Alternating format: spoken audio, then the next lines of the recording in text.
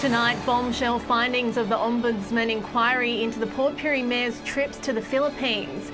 And a wild storm brings a heavy dumping of much-needed rain to the Upper Spencer Gulf. This is Southern Cross News with Abby Donaldson. Good evening and happy Cup Day. Well, a damning report by the State Ombudsman has found Port Pirie Mayor John Rohde guilty of maladministration and misconduct. It comes just days before ballots open for the local government elections. Dominic Beaton has the details. On the eve of council elections, a scathing report published by Ombudsman Wayne Lyons has found that Mayor Rohde committed misconduct at the higher end of the scale for his travels to the Philippines. Mr Lyons has expressed that he is greatly troubled by the mayor's trade envoy overseas that took place mere months after he formed a relationship online with a Filipino woman named Bitter. The Ombudsman also concluded that the mayor's failure to declare his relationship and his intention to meet with Bitter during the council-funded trips amounted to misconduct in public administration, and by organising and undertaking a trade mission to the Philippines on behalf of council without formal approval was an act of maladministration. Ombudsman Lyons stated, "There is no evidence before me that the council delegated Mayor Rohde the authority to organise or undertake a foreign trade mission on behalf of the council, and it was not appropriate that the trade mission proceeded in the absence of a resolution from the council's elected body." The council has responded, stating, "Once the council is formed following the declaration of the successful candidates from the current election process, the new Ombudsman's report will then be presented to the new council for consideration." Mr Rohde is seeking re-election at this weekend's local government elections. Mr Lyons has recommended that council should reprimand Mayor Rohde for his actions and has requested that the council should report the issue before the 22nd of January 2019. A former doctor charged with the attempted murder of a Port Lincoln pharmacist fronted court today. It's alleged the stabbing was retaliation after the GP was reported for providing suspicious scripts. Casey Trelaw has more. Standing trial at the Port Augusta Supreme Court, Dr Brian Holder is accused of attempted murder of a pharmacist after she reported him to the industry regulator. In October last year, a 28-year-old pharmacist was stabbed in the arm at the Terry White Chemmart near the Coles supermarket on Liverpool Street. Earlier last year, it's alleged the mother of two filed multiple identical prescriptions for large amounts of medication from the former Adelaide GP and reported him to the Australian Health Practitioners Regulation Agency. An investigation led to restrictions on his ability to prescribe medication 4 days before the alleged attack occurred. It's alleged on the morning of the attack he phoned the pharmacy to check she was working and later brought in a bunch of flowers and a fishing knife. When he handed her the flowers, he pulled out the knife, saying, "This is for you." After the attack, the accused fled the scene and was later found unconscious at the Port Lincoln Hotel. The alleged victim gave her evidence at the trial yesterday, while Mr Holder and the other witnesses testified today. The trial is expected to continue tomorrow. SA Police are undergoing a full case review into the cold case disappearance of mother of two Gail King as part of Operation PERSIST. Miss King was last seen at the small York Peninsula town of Minlinton on the 7th of July 1997 on a family holiday. Her white Corolla hatchback was mysteriously parked back at her family home in Bramar Lodge on the 8th of July. Anyone with information about the disappearance and suspected murder of Miss King is urged to call Crime Stoppers on 1800 333 000. Well, a Whyalla man will face court after being caught driving over 4 times the legal limit. Police stopped a Kia sedan on Nicholson Avenue in Whyalla just after 5:30 last night and conducted a breath test. The man allegedly returned a reading of .226. The 46-year-old immediately lost his licence for 12 months and had his car impounded for 28 days. He'll be summoned to appear in court at a later date. Parts of the Spencer Gulf received a much-needed drenching overnight. The wet and windy weather saw one town record nearly 30 millimetres of rain in just 5 hours. Wild winds, spectacular lightning and heavy rainfall were the results of a thunderstorm which struck the northern parts of the state. The storm clouds rolled in around dinner time, and soon after many of the regions were feeling the effects. As the saying goes, when it rains, it pours. Whyalla received a downpour of 8 mils in just half an hour, while the Mid-North recorded the biggest drink, with Laura just shy of 30 mils, while Crystal Brook and Port Pirie edged closer towards 40 mils. Yesterday we saw high temperatures, high moisture levels, an unstable atmosphere and a trough move through the state. So they combined to create the system that we saw move through. Despite a special show of thunder and lightning and 80km/h wind gusts, predicted rainfall in Port Augusta did not live up to its promise, recording just under 3 mils. The SES say they responded to 19 call-outs in the north of the state, with the rain causing minor flooding to properties. And while the storms are due to ease over the next 24 hours, more rain is on the way. Tomorrow a rain band will form and the northeast area of the state could see between 20 and 40 millimetres of rain still to come. Garth Burley, Southern Cross News. Still to come tonight, it's the final week for Bruce Green as Port Lincoln's mayor, and we take a look at some of the highlights from his time. Welcome back. A Whyalla group dedicated to supporting those struggling with drug addictions in the city has been recognised for its efforts. Ripples was a winner at the Community Achievement Awards, and they're determined to continue their good work. 5 years ago, Kaz Harrison and a group of local residents were watching the devastating effects of ice on Whyalla residents. Determined to do something about it, they formed Ripples, which runs workshops and seminars for those desperate to break this horrific cycle. I think we're making a contribution in the community because we're helping parents, we're helping families, we're helping even people that are addicted as well. Previously recognised locally, the group has now achieved success at a statewide level. The group won in the regional category at the State Community Achievement Awards, nominated amongst similar organisations. Ms Harrison says she had a small feeling they'd be successful. And when we did, it was just so exciting for our group. We've done so much work in the community and it just all came together that night. But Ms Harrison says the focus will now turn back to the fight they're facing. From humble beginnings, Ripples has expanded into Port Augusta and is talking with all levels of government about gaining extra support. And asking if we can go and do support groups in their communities as well because they're getting affected by the ice epidemic. John Hunt, Southern Cross News. With council elections in full swing, it's also the final week for Bruce Green as Port Lincoln's mayor. In serving 2 terms, he's been part of many successful decisions and projects, but also recognises some unfinished business. Testing an outdoor shower, touring the town in a gopher and slipping down the pool's new slide. He's the mayor who never shied away from a show for the media. If I didn't enjoy speaking to the public and speaking to the public via the media, I don't think I'd be doing my job properly. So it's sort of fortunate that I'm a little bit of an outgoing person. More importantly, during his 8 years, Bruce Green's been productive in leading the Port Lincoln community, and one of the prouder achievements has been pushing for the local pool to come back to life. It was important that the community had an indoor pool, a heated pool, into the future. So that was a big issue, a big ticket item.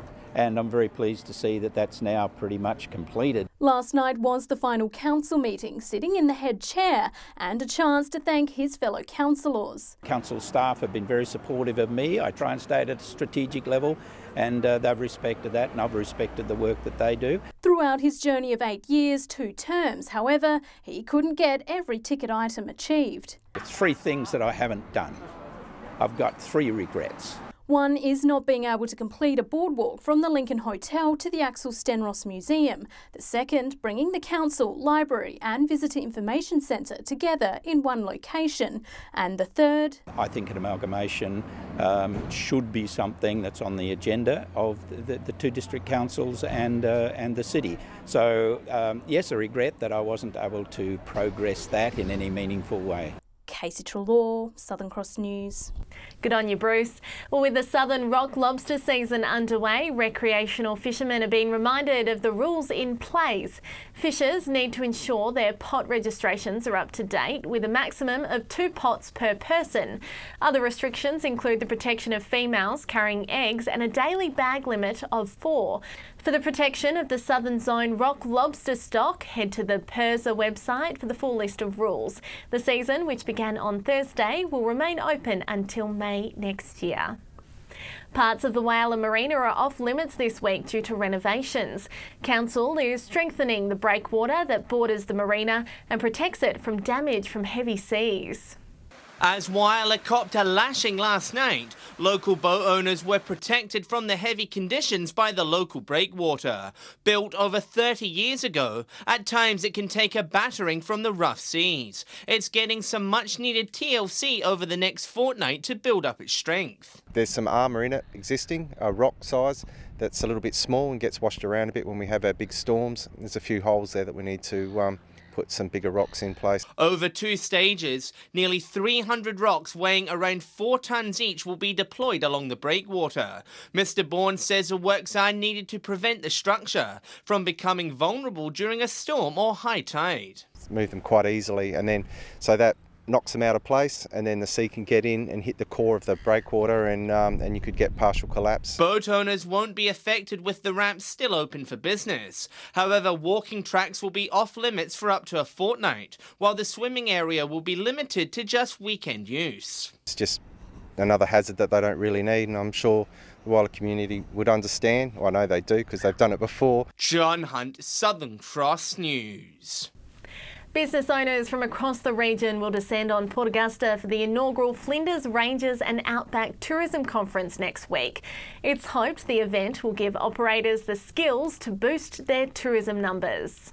From Maree to the mid-north and Coobapedy to Corn, tourism operators will shut up shop and head to the Upper Spencer Gulf next week. But we're really excited about hosting the inaugural tourism forum here for the Flinders Ranges and Outback. In its debut year, the 2-day event is the first of its kind in the region and will focus on the nature-based tourism, which draws huge numbers to the remote parts of the state. For all of the operators to be able to get together and talk about that more and learn from others that work in that space, it'll be fantastic. Over 2,000 people are employed in the tourism space, so it's a really good economic driver for our region. Over 140 people have secured their spots for the sold-out event, which offers ticket holders a program full of information to build their businesses. Business development, product development, marketing, PR, social media. Some are travelling over 600 kilometres for the event, and organisers say it will be a great opportunity for tourism operators to connect with one another. Look, I hope people sort of go back to their own business or their own community and think, hey, we can do tourism a little bit better, or we could maybe adopt this or apply that. So I think that's what this is going to be all about. Garth Burley, Southern Cross News. Stay with us. After the break, we meet Broken Hill's Sportsperson of the Year. And after some wild weather and welcomed rain overnight, it is going to fine up to end the week. I'll have all the local weather details soon. Hello again. Champion shooter Ben Grossi has been named Broken Hill's 2018 Sportsperson of the Year. The local marksman has had a very successful year, winning state and national championships. A surprise win for a sharpshooter. Absolutely honoured, mate. Humbled. The Sports Awards night shined a light on local sporting achievements throughout the year, from junior athletes to long-term service. When you read the paper or hear on the TV, the achievements of local sport is incredible. And what better way than to acknowledge it with a sports night? Peter Keenan received the Service to Sport Award for his dedication to tennis. Senior sportsperson went to Milton Hawke, while junior was given to swimmer Khalees Presler for her exceptional year in the pool. Junior and senior sports teams also received recognition. But it was Ben Grossi who took out the night's major category, his recent results in shooting now seeing him head to America in 2020 to compete in the World Championships. It gives me a little bit more time to prepare. Which will help me.